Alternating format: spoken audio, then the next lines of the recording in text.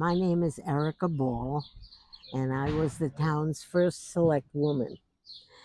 I was elected in 1975, and in 1976, this land was transferred from the school department through the Board of Selectmen to the Youth and Human Resources Committee, whose mandate was to address the problems that the youth of our town were having with alcohol and with drugs. And the town felt that it was serious enough to establish this committee and set them to work to try and address this very serious and fundamental issue. The farm seemed like a wonderful idea to occupy young people, to get them physically involved and spiritually involved in the outdoors, and to capture some of their energy and focus it into something that was worthwhile. Ricky and I have been on the board of the advisors. I forget exactly what it's called, forever. The farm does not seek our advice very often. But the two things that I sort of can point to or an accomplishment are the solar greenhouse, which was started, I think, by the what's the Natick school for kids wanting to learn trades. Keith Tech. Yeah, started by Keith Tech, but they didn't finish it. So I brought in a crew. I got a crew together, and we put up basically finished the thing.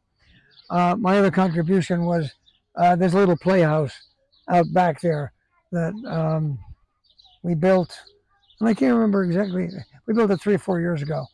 I can't remember exactly what the excuse for doing it was, but it was something that the folks at the farm said they wanted, and I belonged to a group of what don't call us woodworkers, amateur carpenters.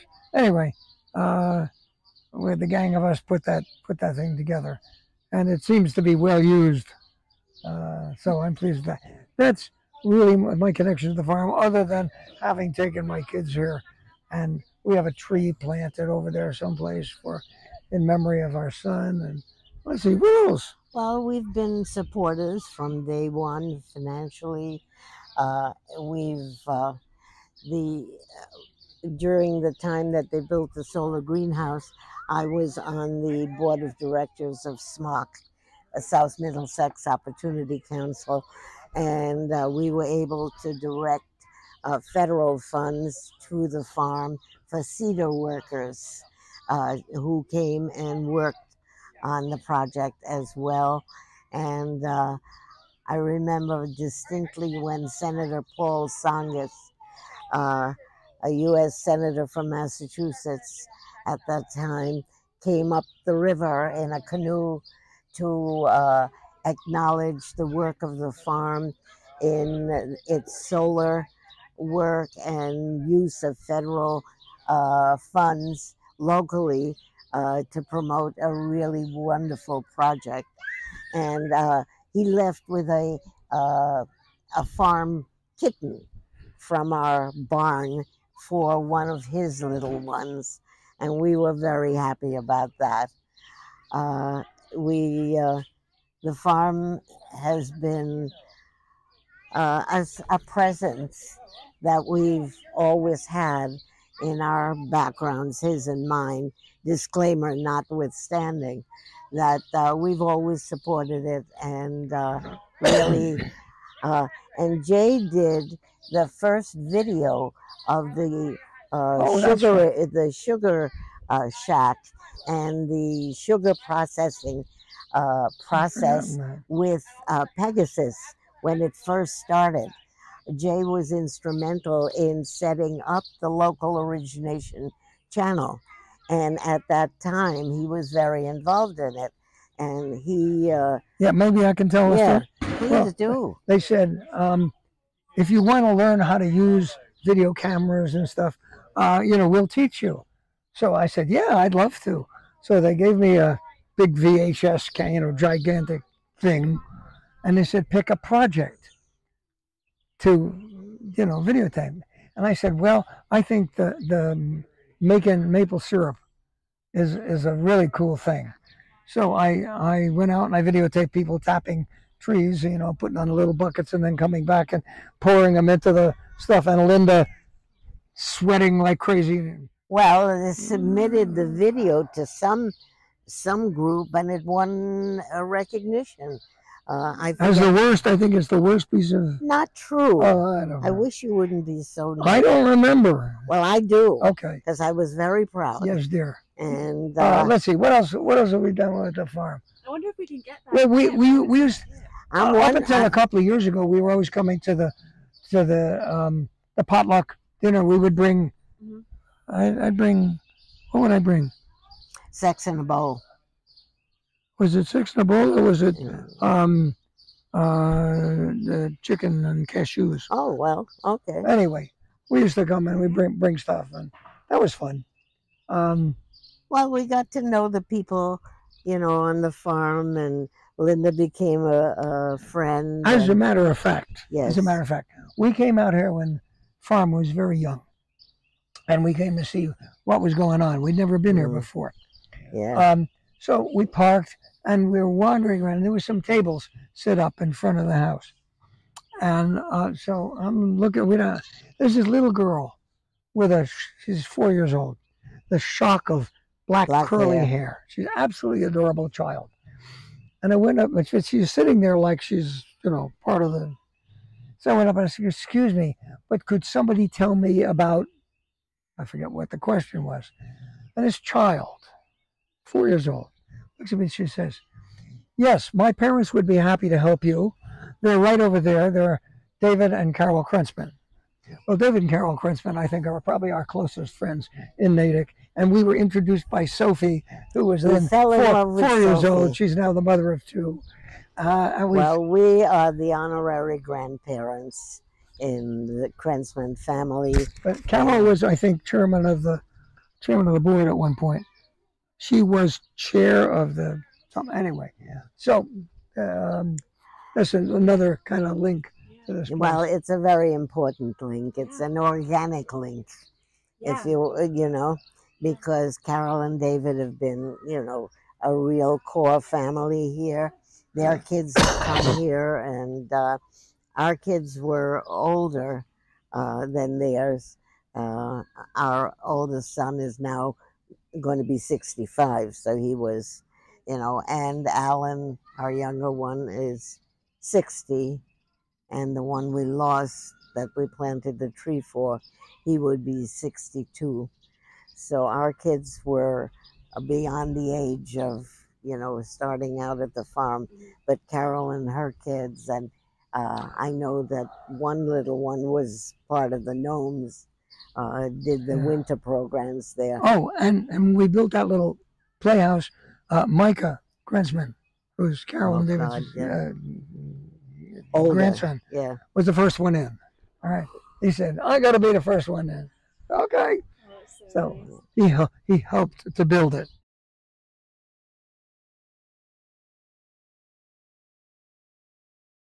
I love that it is a hands-on place for building community, that it's a place where people see each other face to face, not on cell phones. There are human personal relationships that go back many, many, many years.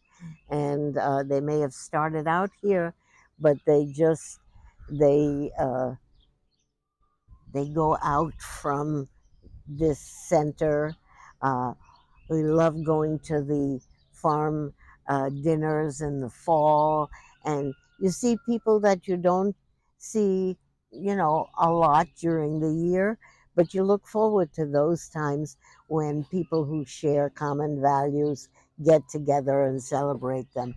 And that to me is, I love the fact that you can get organic food. There's some people for whom that's fundamental and crucial, and it's great to have that kind of a resource in our community. Can I just jump in? Yeah, Because I just had one answer, go ahead. short answer to that question, and you're stepping on it. I'm sorry. All right.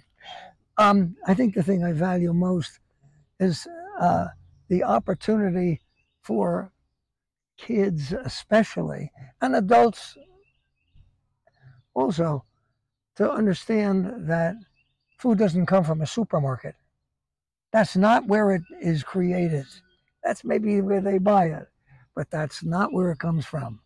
And to, to buy produce here, to grow produce here, I think is wonderful. I'm a city kid. I'm a New Yorker. So this is, the country. I'm out in the country here. But I think of all of the wonderful things about the farm, I think the fact that it communicates that, hey, this is where the food you eat comes from. And it gives the kids an opportunity to hands-on, to create, to grow, I agree. I mean, it's the other to half. weed, to harvest. Yeah. Not to slaughter, but to pet the goats, milk the goats. I mean, this is a wonderful wonderful opportunities that you just don't get anywhere else. So, and when you go to a regular camp, it's different. You have an hour for swim, and you have arts and crafts, and you have this and that. But you don't get to milk the goats. No, but here it's a life cycle experience, and that's unique. That's great. You don't get to pluck the eggs out from under the chickens and lift up a chicken, take out the egg, put the chicken back there.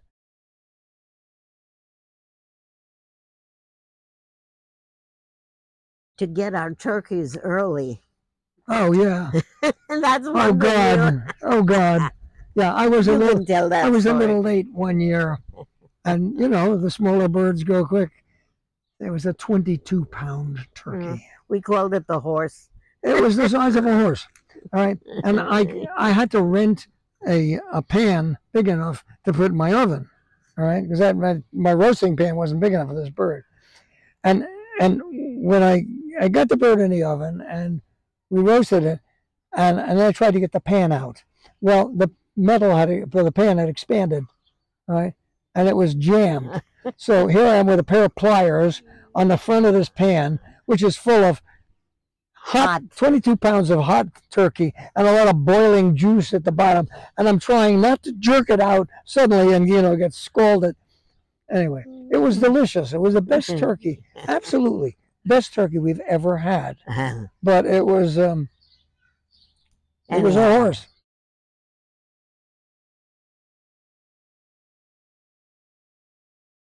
The result of both of what we pointed out as what we value most. I think it creates a community within the community that is priceless, that's organic, not only in its name, but as a society, and it transcends generations, and I think that is a very valuable commodity in any community.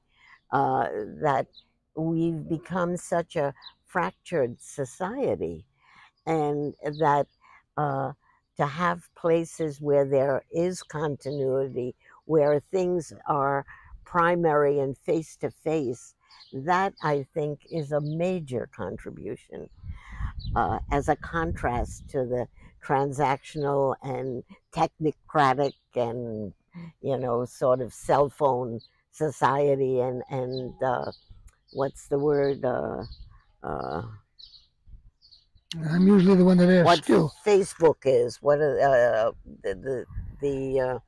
social media. Yeah, that's the word I'm looking for. What was the word? Social media. Social media. Yeah, I mean that is a major thing that you can't just go to the store and buy it.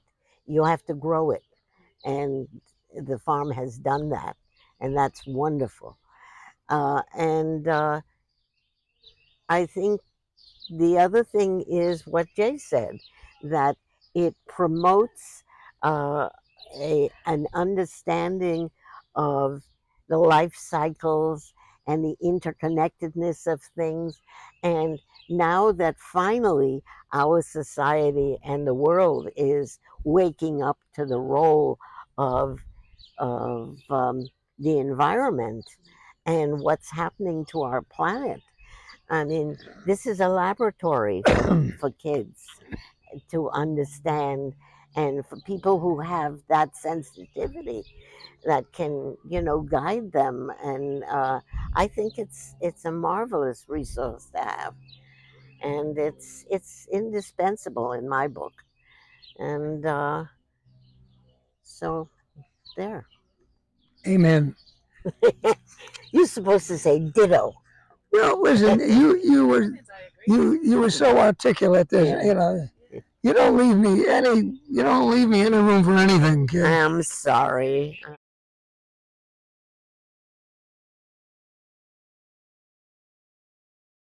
Well, first of all, I hope it exists. Yeah. That it continues Certainly, and thrive. To thrive.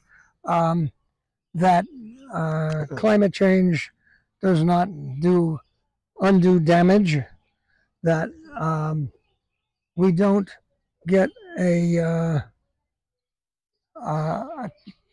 town government that fails to see the value of the farm, because the farm is still dependent to some extent on the town of Natick. Cooperation of the town. And thus far it's been there and it's been good. But I know individuals who would say, it's not important, it's not worth funding, it's not worth, say, this more or something. I just hope that they're in the minority or don't appear on the scene at all. And I hope that it's a center for inspiration of young people to go into life sciences, to go into agriculture, to go into climate related, professions.